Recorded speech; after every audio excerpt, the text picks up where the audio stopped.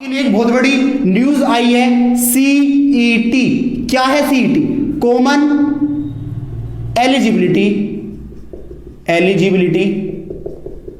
Test.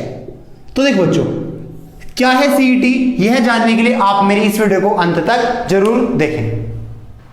देखो बच्चों, जो आपका सीईटी है ये आपका बैंक, रेलवे और एसएससी के ऊपर अप्लाई किया जाएगा। जितने भी पेपर आपके बैंक, रेलवे और एसएससी के अंतर्गत आते हैं उन सभी के ऊपर आपका सीईटी अप्लाई होगा। अब देखो, जब हम सीईटी की बात करते हैं, सीईटी हमारा क्या काम करेगा? देखो बच्चों, जब हम बैंक की बात करते हैं, बैंक में आपके दो एग्जाम होते थे, टायर फर्स्ट और टायर सेकंड, प्री और मेंस। ऐसी रेलवे में थे। और जब हम एसएससी की बात करते हैं, जब हम बात करते हैं सीजीएल, तो सीजीएल में आपका pre, mains, tier first, tier second और टायर थर्ड। तो जो आपका टायर फर्स्ट हुआ करता था प्री, चाहे वो आपका रेलवे का हो प्री, चाहे वो आपका बैंक का हो प्री, तो अब आपका ये प्री कंडक्ट ना होकर आपका सिर्फ एक एग्जाम कंडक्ट कराया जाएगा, जिसका नाम क्या है? सीईटी है। अब बच्चों देखो, जब हम सीईटी की बात करते हैं तो जो सीईटी है आपका, ये किस किस एग्जाम पर कंडक्ट कराया जाएगा? आपका जितने भी एग्जाम होंगे बैंक से रिलेटेड, जितने भी एग्जाम होंगे रेलवे से, जितने भी एग्जाम किससे रिलेटेड होंगे? एसएससी से रिलेटेड होंगे, सभी के ऊपर आपका सीईटी अप्लाई किया जाएगा। जब हम सीईटी की बात करते हैं तो ये आपका 2021 से अप्लाई किया जाएगा। 2021 के बाद जितने भी आपके एग्जाम होंगे उन सभी के ऊपर आपका सीईटी अप्लाई किया जाएगा। और जब हम बात करते हैं कि सीईटी को कौन ऑर्गेनाइज किया करेगा, तो इसको आपका एनआरए, नेशनल रिक्रूटमेंट एजेंसी, इस पेपर को आपकी ऑर्गेनाइज कराएगी। देखो बच्चों, एक नॉर्मल सी बात करते हैं। जब आप टीचर का फॉर्म भरते हो तो टीचर का फॉर्म भरने के लिए आपके पास यूपी टेट क्वालिफाई होना आवश्यक है। अगर आपका यूपी टेट क्वालिफाई नहीं होगा तो आप टीचर का फॉर्म नहीं भर सकते। उसी तरह जिसका सीईटी एग्जाम क्लियर नहीं होगा वो ना तो बैंक का फॉर्म भर सकता है, ना वो रेलवे का फॉर्म भर सकता है, ना वो आपका एसएससी का फॉर्म भर सकता है। तो ये आपके लिए एक क्या लगा दी, आप कह सकते हो सर, कि जिसका सीईटी क्लियर होगा वो आपका बैंक, रेलवे और एसएससी का एग्जाम भर सकता है। और जब हम आगे बात करते हैं तो जो आपका सीईटी होगा ये आपका प्री के लिए होगा। किसी भी एग्जाम में आपका प्री ना कराकर आपको सीईटी क्वालिफाई रहना पड़ेगा। जो आपका सीईटी होगा ये आपका एक स्कोर कार्ड होगा। जो बच्चा सीईटी को क्लियर कर लेगा उसको एक स्कोर कार्ड दिया जाएगा जो आपका 3 साल तक वैलिड होगा। जो इसकी वैलिडेशन होगी वो आपकी 3 ईयर होगी, मतलब 3 साल तक आप पे काम करेगा। 3 साल बाद क्या होगा, जब आपके 3 साल हो जाएंगे सीईटी को तो ये आपका एक्सपायर हो जाएगा, फिर आपको सीईटी अगेन देना पड़ेगा।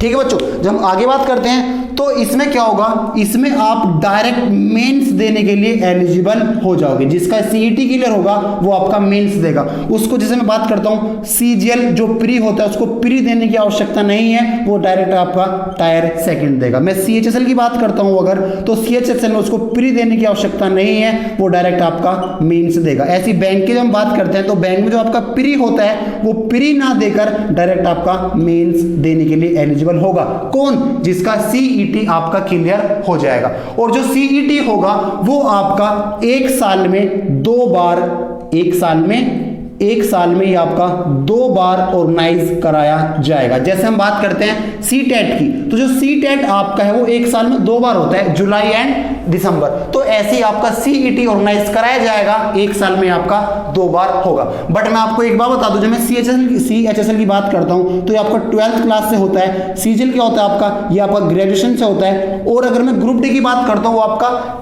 10th क्लास से होता है, जितने भी आपकी ग्रुप डी की नौकरी होती है।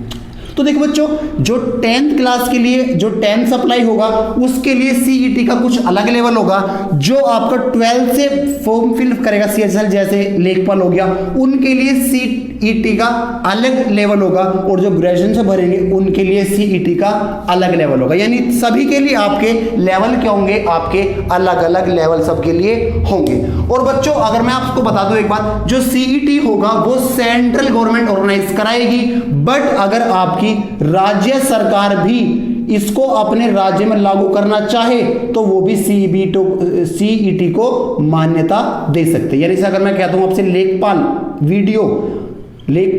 वीडियो यूपीएसआई में आपके 2 एग्जाम होते हैं, प्री और मेंस। अगर सरकार चाहे तो यूपीएसआई में आपका प्री ना कराकर सीईटी को मान्यता देते हुए वो सीधा आपका मेंस एग्जाम कंडक्ट करा सकती है। सही बच्चों, वो राज्य सरकार के हाथ में होगा कि वो इसको अप्लाई करना चाहे या वो इसको अप्लाई करना ना चाहे। और जब मैं इसके सिलेबस की बात करता हूं कि सीबीटी का सिलेबस क्या होगा, तो इसके बारे में अभी कोई अपडेट नहीं है, तो मैं इसको के बारे में आपको कुछ बताना नहीं चाहूंगा। और जब मैं एग्जाम की बात करता हूं तो इसका 1 साल में आपके 2 बार एग्जाम होंगे, बट एग्जाम का लेवल क्या होगा ये अभी किसी को नहीं पता है। जितनी अपडेट आपकी यही है कि जो ये अप्लाई होगा 2021 से होगा, इसको एनआरए आपकी ऑर्गेनाइज कराएगी।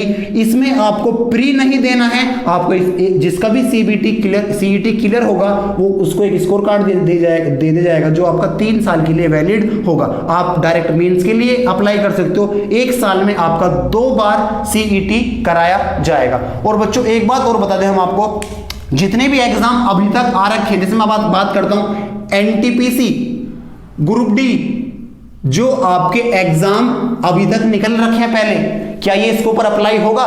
तो हम आपको बता दें उनके ऊपर ये अप्लाई नहीं होगा। जो भी आपकी नई वैकेंसी आएगी अब 2021 से, उसके बाद से ही ये आपका अप्लाई होगा नई वैकेंसी के ऊपर। जो भी आपकी पुरानी वैकेंसी है उसके ऊपर ये अप्लाई नहीं किया जाएगा। ठीक है बच्चों, और एक बात और बता दें, इसके कुछ बेनिफिट है तो इसके कुछ नुकसान भी है।